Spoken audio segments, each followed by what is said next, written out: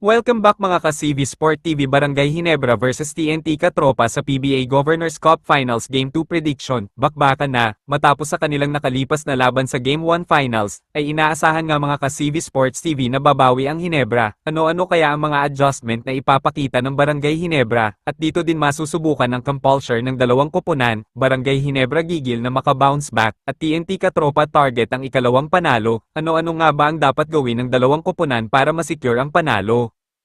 Magsimula muna tayo sa TNT Katropa. Dapat mapanatili nila ang kanilang magandang depensa at man-to-man defense sa Barangay Ginebra dahil noong Game 1 tanging depensa ang naging susi ng kanilang panalo. Alam naman natin na number 1 ang Ginebra sa 3 points shooting, mayroon nga sila 37% na nagawa nga nilang itong pigilan noong Game 1. Effective na effective ang ginawa nilang strategy kontra Ginebra dahil noong Game 1 nakapagtala nga lang ng 2 out 22 mula rainbow shooting. Napakababa nga yan para sa Ginebra.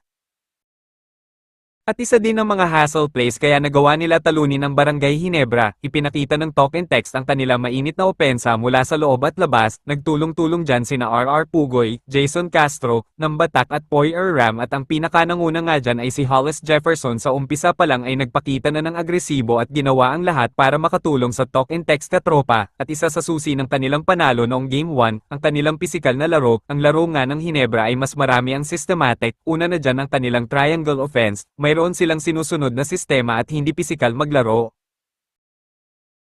At iyon ang isa sa naging advantage ng talk and text Katropa, at maging si Coach Tim Cone ay nagulat sa ipinakitang aggressive, maging ang dalawa niyang inaasahan ay hindi pinaporma dahil sa sobrang higpit ng bantay ni Hollis Jefferson kay Scottie Thompson, maging itong kanilang rookie na si RJ Abarrientos na kinain lang ang depensa ni Jason Castro. Kaya dahil doon nasira ang sistema ng Barangay Ginebra. At para naman sa Barangay Ginebra, anong adjustment? Kaya ang gagawin nila ngayon Game 2 PBA Governors Cup, noong nakaraang laro sa Game 1 ay gulat na gulat ang coaching staff at maging ang mga fans ng Barangay Ginebra.